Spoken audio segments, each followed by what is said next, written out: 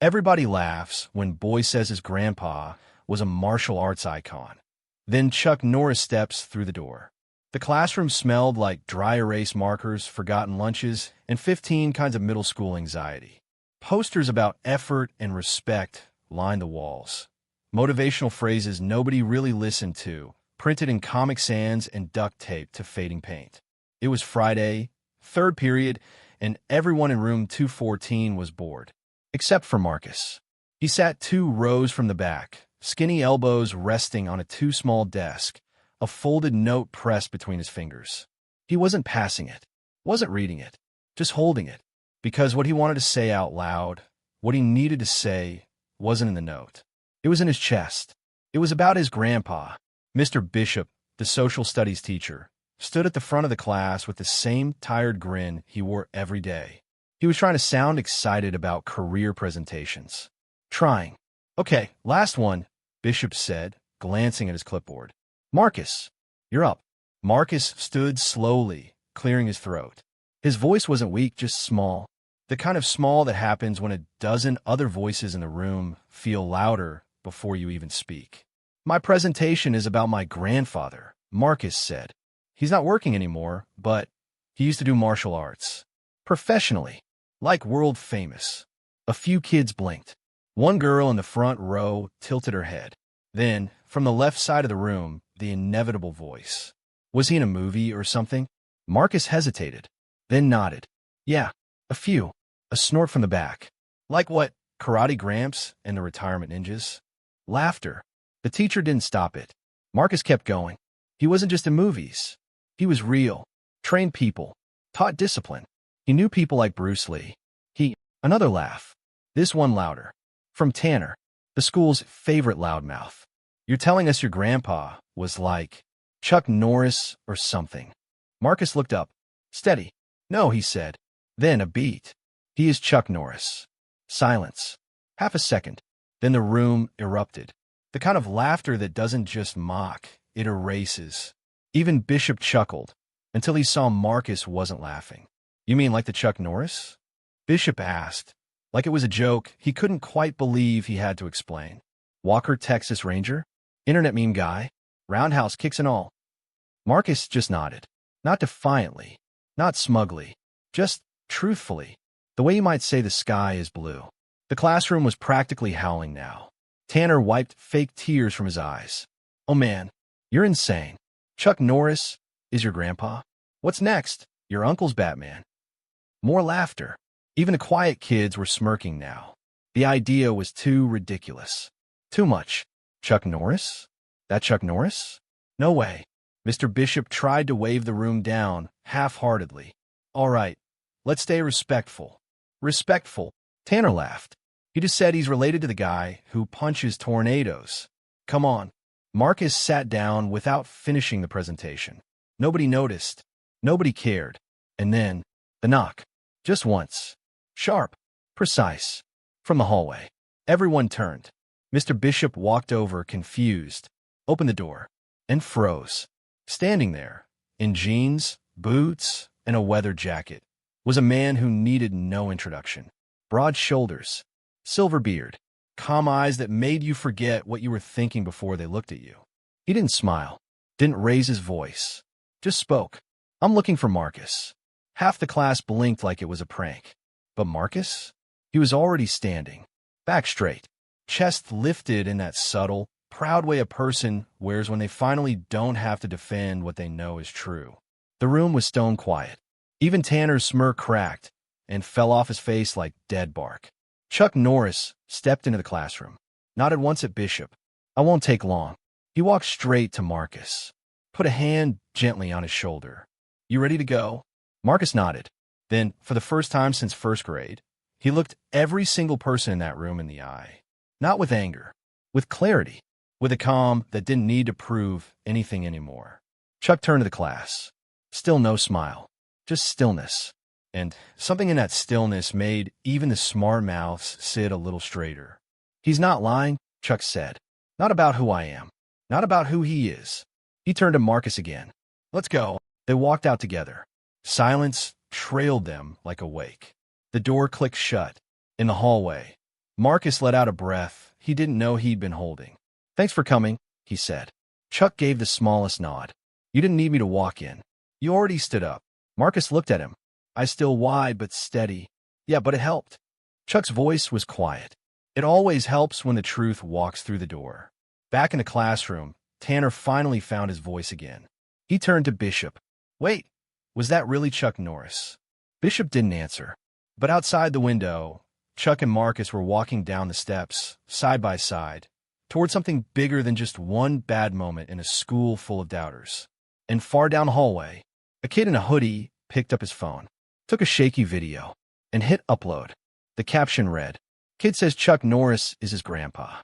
We laughed. Then this happened. By Monday morning, the video had 3.2 million views. It started as a blurry, 15-second clip from a phone that shook with disbelief, but it spread like wildfire. Not because it was flashy, not because of a stunt, because of the silence, because of the look on Chuck Norris's face when he walked into that classroom and said 5 words. "He's not lying. Not today." That clip became a meme, a reaction gif, a dozen TikTok duets, and commentary videos. News outlets picked it up. Podcasts debated it. Even the cynical ones couldn't deny it. The boy who said Chuck Norris was his grandfather wasn't lying. And suddenly, everyone wanted to know more about Marcus. Marcus himself didn't change overnight. He still sat near the back of his classes, still kept his hoodie sleeves pulled down past his wrists. But now, when people looked at him, there was something new in their eyes. Not just curiosity, uncertainty, guilt, regret. He'd never seen so many kids walk past him and then turn around like they were debating whether to speak. Tanner didn't say anything at all. Not an apology, not a joke, just silence.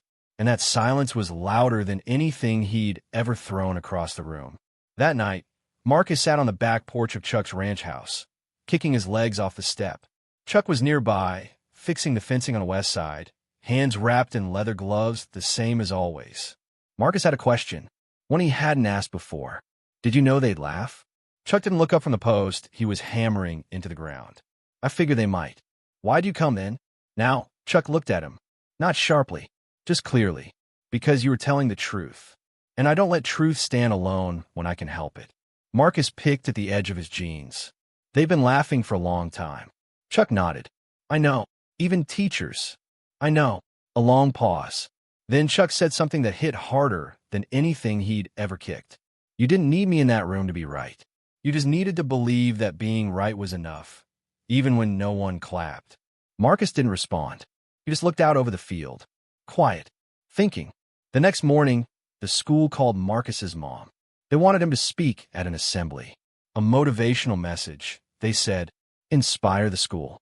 He said no, politely, firmly, because he wasn't a message. He was a person. Later that week, a local news van showed up at the school gates. Someone had tipped them off. Reporters waited with cameras and questions. "Marcus, what does it feel to be Chuck Norris's grandson? Is he training you? Are you learning to fight? What would you say to other kids who've been bullied?" Marcus didn't answer. Not at first, but Chuck did. He stepped between the cameras and the boy without saying a word. Just held up one hand, palm out. The cameras lowered. The questions stopped. And the man who had walked through wars, films, tournaments, and spotlights said, softly, "Let the kid breathe." Then they walked inside. What people didn't know, what the world didn't see on camera, was what Marcus had lived through before Chuck showed up. They didn't see the birthdays with one chair empty. Didn't hear the quiet way he used to say, "My grandpa's not around much," when teachers asked about family. Didn't see the way kids mocked him when he said, "He used to do martial arts." And they definitely didn't see the tears the night a teacher laughed in front of the class and said, "Sure, Marcus, Chuck Norris is your grandfather, and I'm Bruce Lee." That was the first time Marcus stopped telling people. Not because it wasn't true, but because the truth hurt more when no one believed it. At home, he used to scroll through old YouTube clips. Chuck and Walker, Texas Ranger. Chuck training with Bruce Lee in Way of the Dragon. Chuck in interviews, soft-spoken and serious, always ending with something about honor or faith or how the belt didn't make the fighter. He watched those clips like prayers, not because he needed to be impressed, but because he needed to remember that Chuck was real. That legacy was real.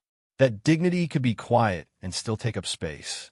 Now, the world had caught up, but it felt weird. Like the spotlight was too bright, too hot, and pointed at the wrong thing. I'm not famous, Marcus told Chuck one night. Good, Chuck said. Fame's a flashlight. Truth is a sunrise. Marcus tilted his head. That's supposed to be poetic? Chuck grinned just a little. Only if it sticks. The next day, Marcus's guidance counselor called him in. She wore a bright scarf and too much perfume. I just wanted to say how proud we all are, she said. What you did took real courage. Marcus blinked. What did I do? She paused. Well, you stood up for yourself. I didn't do that for you. Oh no, I didn't do it for attention. No, of course not, but I did it because it was true. That shut her up for a full 3 seconds, which in guidance counselor time is a miracle. Then Marcus stood. I don't want to be the inspiration kid. I just want people to listen before they laugh. He walked out, didn't slam the door, didn't look back, because real strength doesn't shout. It walks forward. That night, Marcus sat at the kitchen table with Chuck. He pushed a piece of paper across the wood. I've been thinking, he said. Chuck looked down. It was a flyer. A local martial arts tournament. Not for kids. Not for beginners. For anyone willing to step into the circle. Chuck looked up. You want to enter? Marcus nodded. I don't want to prove anything, he said. I just want to belong in the same story. Chuck didn't smile. Didn't nod. He just said, then let's train. The first rule Chuck gave Marcus when they started training wasn't about punches, kicks, or belts. It was about silence. You don't talk your way through the work, Chuck said, standing barefoot in the center of a matted barn floor that smelled like cedar and dust. You listen through it. Marcus didn't argue. He just nodded, already sweating under the too big GI Chuck had handed him that morning. There were no mirrors in the barn, no medals on the wall, no trophies, even though Chuck had dozens. This wasn't a dojo built for spectators. This was a space for truth. Day one was breathing, just breathing. Hours of it. Marcus lay on his back, palms to the floor, learning the slow rhythm of inhale and exhale. Chuck sat cross-legged beside him, not correcting, just observing. You can't fight the world if you don't know how to sit with yourself, he said. Marcus, of course, wanted to move, wanted to do. Every breath felt like a waste of time when his classmates were probably already calling him Norris Jr. or Karate Kid 2.0 behind his back. But Chuck didn't care about the world's pace. He only cared about Marcus finding his own. Day 3 was posture. Your body tells a story, Chuck said, even when your mouth doesn't. He made Marcus walk from one end of the barn to the other. Then again, and again, each time correcting the slouch in his shoulders, the way his arms curled in, the way he walked like he was bracing for someone to laugh. Straight back, soft knees, quiet eyes. That's how you enter a room. Marcus rolled his eyes once. Just once. Chuck didn't say anything. He just handed him a book. Hardcover. Heavy. Zen in the martial arts. Read 1 page a night, he said. Don't skip. Marcus didn't argue again. By the second week, they started on forms. No sparring. Just repetition. Stances. Footwork. Balance. Over and over. Marcus slipped constantly. Lost count. Tripped over his own shoes. He got frustrated. One afternoon, after messing up a combination for the 4th time, he threw his gloves across the mat. This is pointless. Chuck stood across from him. Calm. Patient. Why? I'm not you, okay? I'm not famous. I'm not a black belt. I'm just some kid who got lucky because he happens to be related to someone important. Chuck crossed the room slowly, picked up the gloves, handed them back, then said, You think I was born knowing how to kick? Marcus didn't answer. Chuck pointed to the far corner. That beam over there? I missed that psychic target for 6 months. Every single day. Marcus blinked. I was awkward, flat-footed, couldn't get the timing right. So how did you learn? Chuck looked him straight in the eye. I stopped trying to impress anyone. After that, something shifted. Marcus stopped rushing. He started listening to his breathing, his footing, the way his muscles shook when he held a low stance for too long. He started taking the book more seriously, too. One quote stuck with him for days. The ultimate aim of martial arts is not having to use them. He underlined it. Twice. Chuck noticed. Good one. Marcus nodded. I think I get it now. Outside the barn, the world didn't slow down. The tournament was still coming, less than a month away. And now, people expected something. Local news outlets had caught wind that Chuck Norris's grandson might be entering. It went from rumors to interviews to a full-on article. Legend returns. Chuck Norris trains grandson for local championship. Marcus hated the headline. It made it sound like he was a puppet, a prodigy, a story being written by everyone else. I didn't ask to be the center of attention, he told Chuck one night as they unloaded gear from the truck. You didn't, Chuck said. But now that you're in the spotlight, you get to decide how to stand in it. Marcus looked at him. Ow! By not flinching. Then came the first sparring session. Chuck brought in someone else to help. An old friend named Luis. Retired Marine. Calm voice. Eyes that read you like a puzzle. Luis didn't go easy on Marcus. Not because he was mean, because he respected him. Marcus got winded in 2 minutes. Took a jab to the ribs. A sweep to the ankle. Face planted once, maybe twice. But he got up. Every time. And Chuck smiled. Week by week, Marcus grew. Not just stronger. Straighter. His eyes stopped darting when people talked to him. His hands stopped trembling during drills. He asked better questions. Listened harder. He didn't walk into rooms like a kid waiting to be laughed at anymore. He walked like someone who knew his story and didn't need permission to live it. The night before the tournament, Chuck handed Marcus a box. Inside, an old white belt, worn thin. I kept this from my first lesson, Chuck said. I thought maybe you should see it before tomorrow. Marcus held it gently. Why didn't you throw it out? Chuck smiled. Because it reminds me that I was a student before I was anything else. Marcus folded the belt carefully. Am I ready? Chuck paused. You're ready to find out. The next morning, the gymnasium was packed. Rows of spectators. Cameras flashing. Voices echoing. Marcus stood at the edge of the mat, tightening the strap on his gloves. Across from him, Tanner, wearing his own GI. Smirking. I heard you're the legend's grandson, Tanner said. You better fight like one. Marcus didn't flinch. Didn't smile. Just replied. I'm not here to fight like anyone else. He stepped onto the mat, and the bell rang. The first round was clean. Not easy. Clean. Tanner moved fast, quicker than Marcus remembered. His stance was sharp, his strikes aggressive. He'd clearly been training too. Maybe not with Chuck Norris, but with someone who knew how to teach footwork, how to drill and reflexes, how to weaponize ego into momentum. But Marcus had learned more than moves. He learned how not to blink. He stayed grounded, just as Chuck had taught him. Centered. Calm. Focused on breath, not outcome. Tanner struck first, a jab aimed at the ribs. Marcus deflected it with an angled palm, pivoted, and dropped low into a defensive stance. The crowd murmured. Points tallied. One for Marcus, another for Tanner. Even match. By the end of the round, the two fighters stood, panting, sweat dripping. A mutual nod. The kind warriors give when they both know the other didn't come to play. But it was the second round that changed everything. It started with a smirk. Tanner whispered just loud enough. Let's see what Chuck taught you when it actually matters. Marcus didn't respond. Didn't need to. But Tanner was already in motion. This time, faster. Sharper. Less about technique, more about domination. And that's when it happened. The illegal shot. A hook. Not to the torso. To the face. Unprotected. Fast. Brutal. It wasn't an accident. The gym gasped as Marcus fell back, blood already trickling from his nose.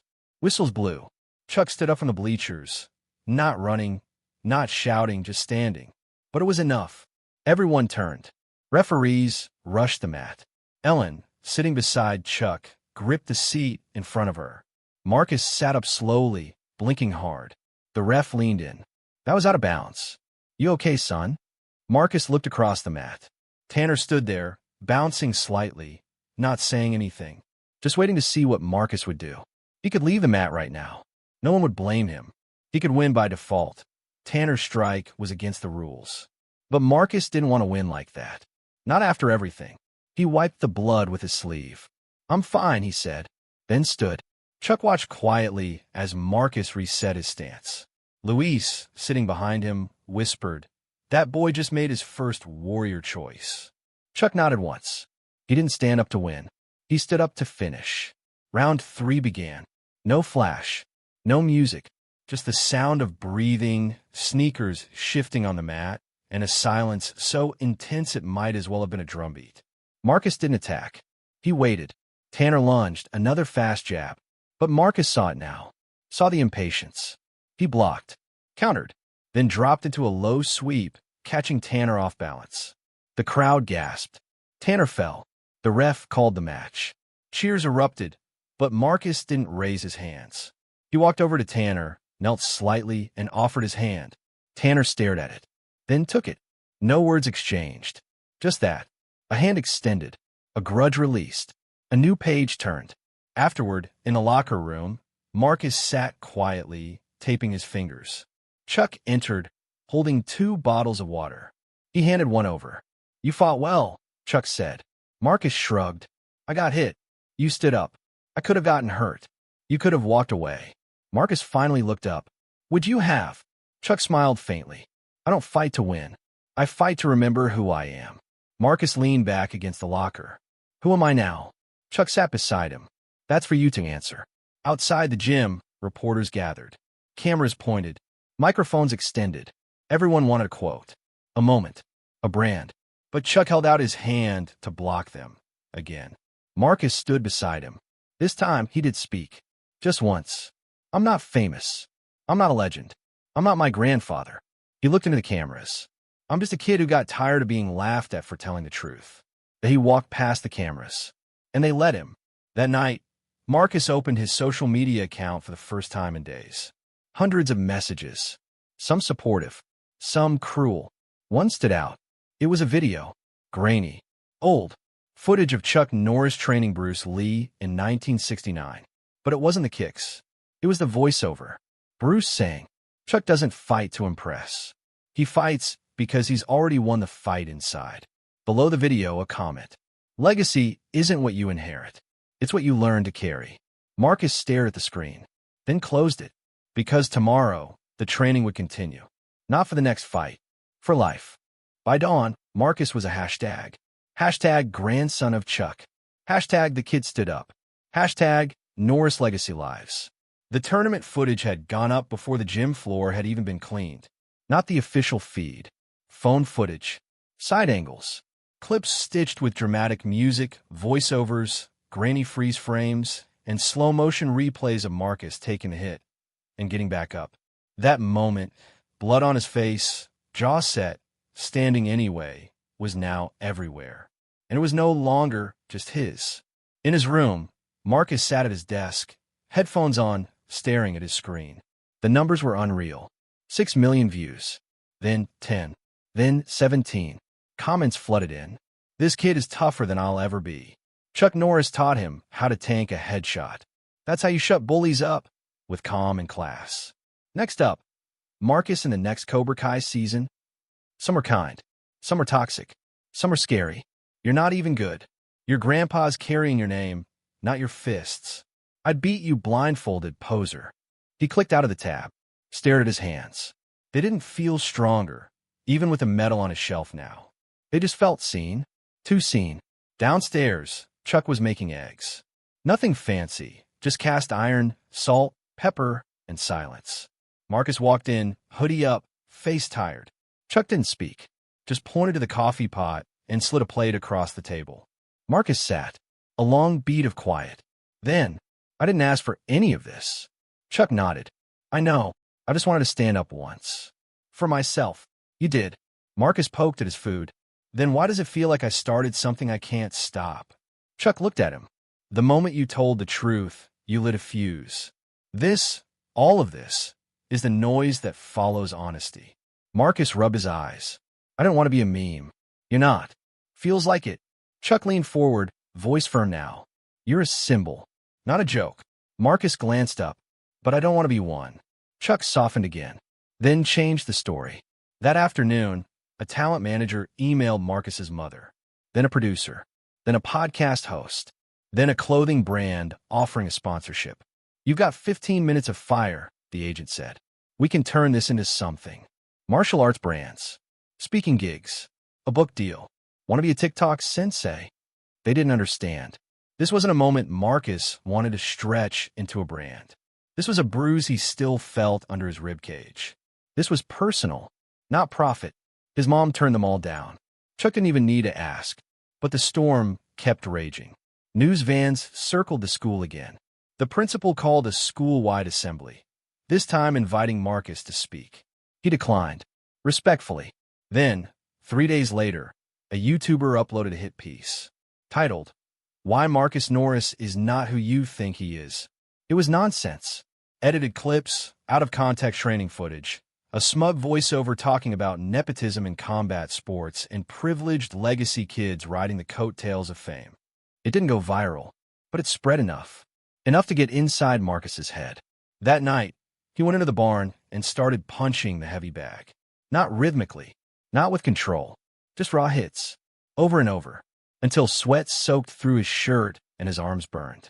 Chuck stood in the doorway, watching, not stopping him, letting him go. Then, finally, "What are you hitting, kid?" Marcus stopped, panting. "Noise." "Good," Chuck said, "because that bag can't fight back." Marcus blinked, then stepped away, pulled off his gloves, and dropped onto the mat. "I'm tired, Grandpa." Chuck nodded.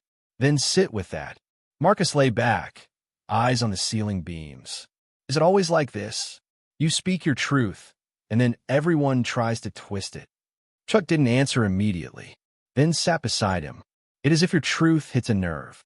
In the days that followed, Marcus unplugged. No interviews, no responses, no uploads, just training, reading, thinking, and slowly the internet moved on. Another scandal took over. Another meme trended.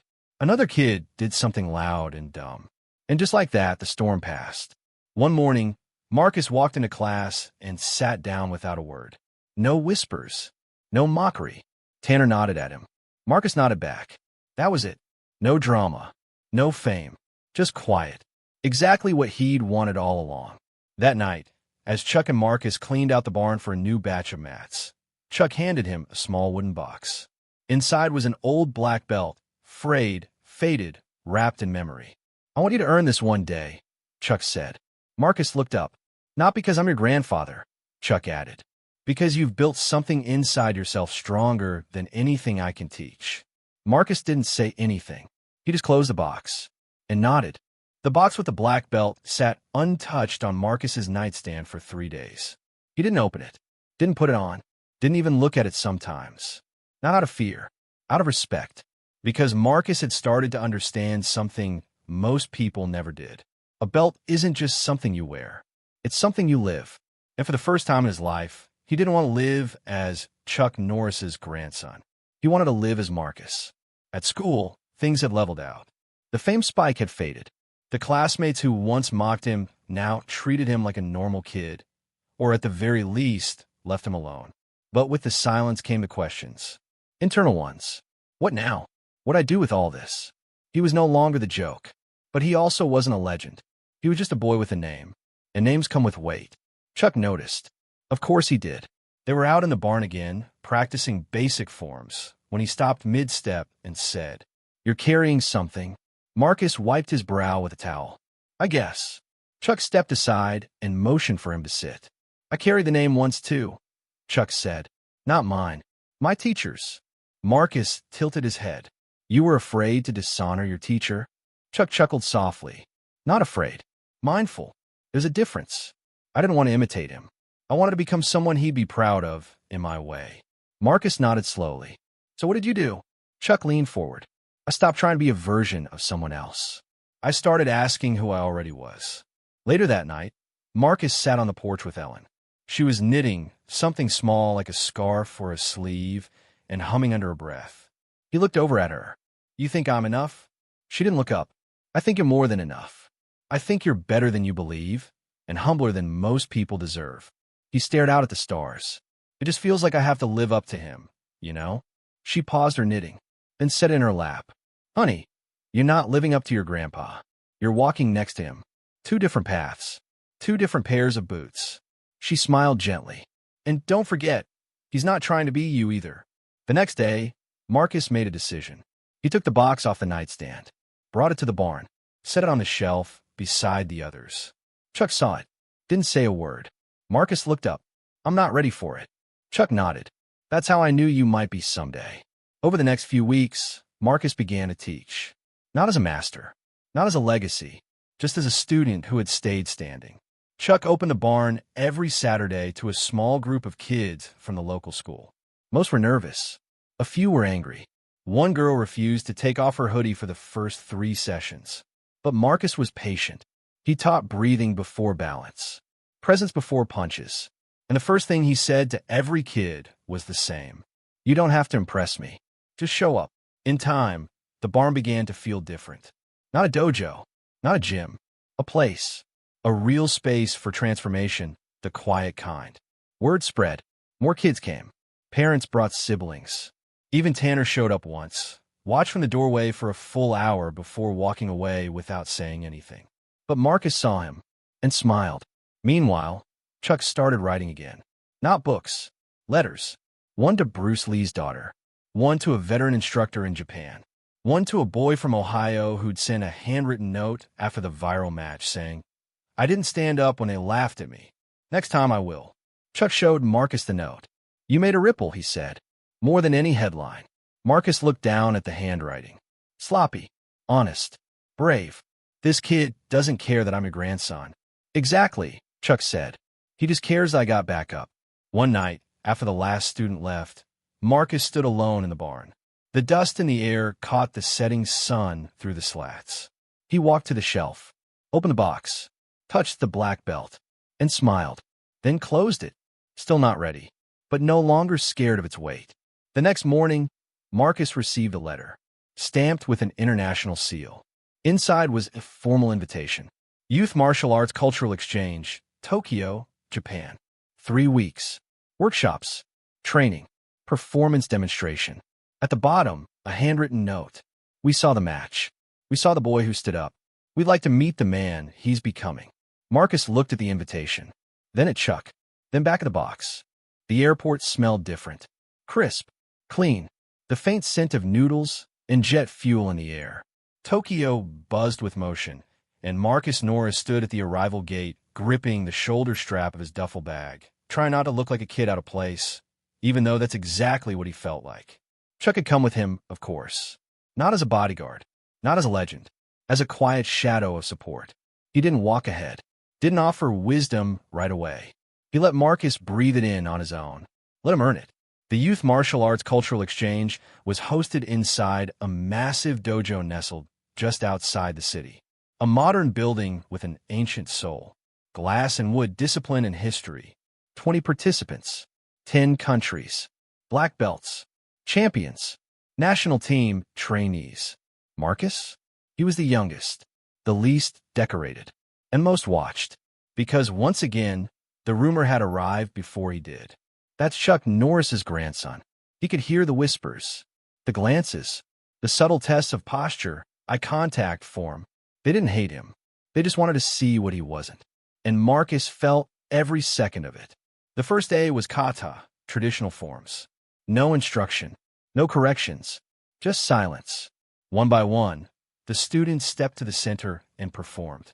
When Marcus's turn came, he bowed, stepped into the square, and moved the way Chuck had taught him. Breath first, then thought, then motion. No flash, no flourish, just form. It wasn't perfect, but it was present. When he finished, no one clapped. No one laughed. They just nodded.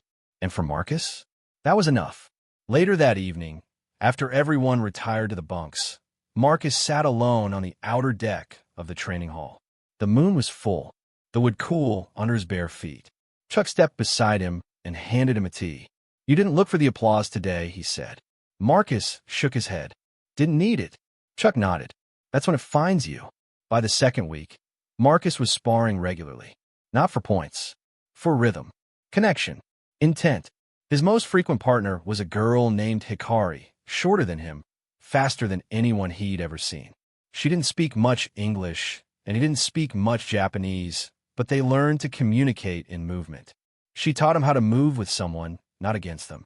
And when he accidentally caught her with a body shot that sent her staggering back, she just grinned, nodded, and said, Yokayata. Well done. That night, Marcus wrote it down in his notebook. Not the phrase, the feeling. Then Came the demonstration day, the final event. A large crowd, parents, instructors, local press, filled the stands of the practice arena. Each student had to perform a solo form or sequence. Most chose high-level katas, spinning kicks, flying knees, explosive moves. Showy, sharp. Marcus waited near the end. When his name was called, he stepped into the center. No music, no announcement, just him.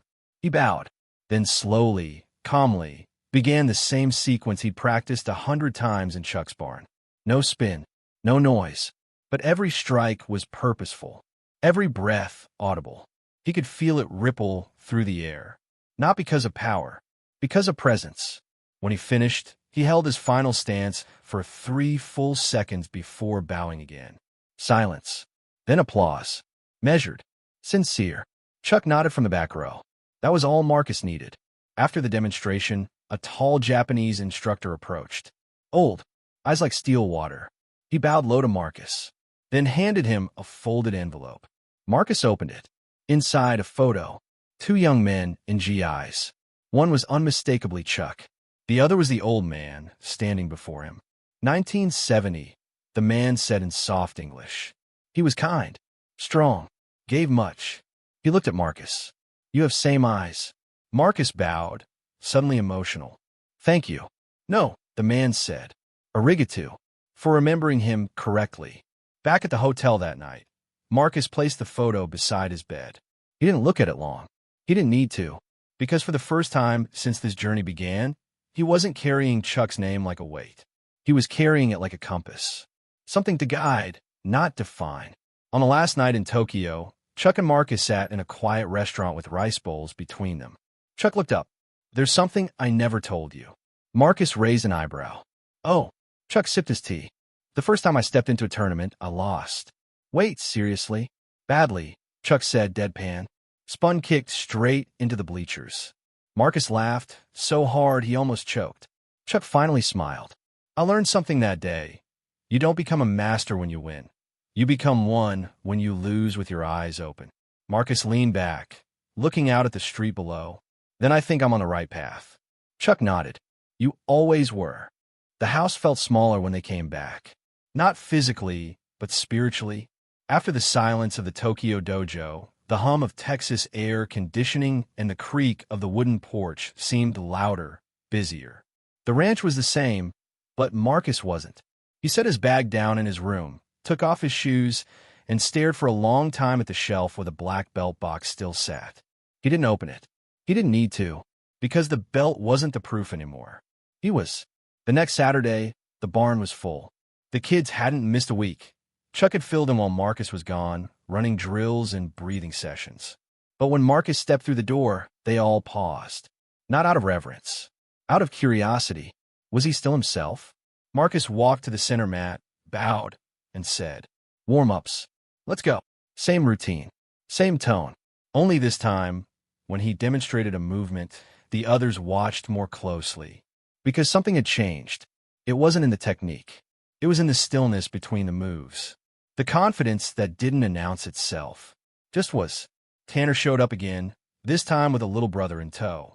He stood awkwardly at the edge of the barn until Marcus caught his eye. Got gloves? Marcus asked. Tanner held up a borrowed pair. Marcus nodded. Then don't just stand there. Tanner smiled and stepped in. No tension, just mutual respect. A rivalry turned right. Later that evening, Chuck joined Marcus on the porch. They sat in rocking chairs, the last rays of sun painting long gold streaks across the grass. Chuck handed him an envelope. What's this? Marcus opened it. Inside, a certificate. Instructor certification, level 1. Signed. Stamped. Official. Marcus blinked. I thought I wasn't ready. You're not, Chuck said. But you're also not waiting anymore. Marcus looked out toward the barn, where the mats were still rolled up.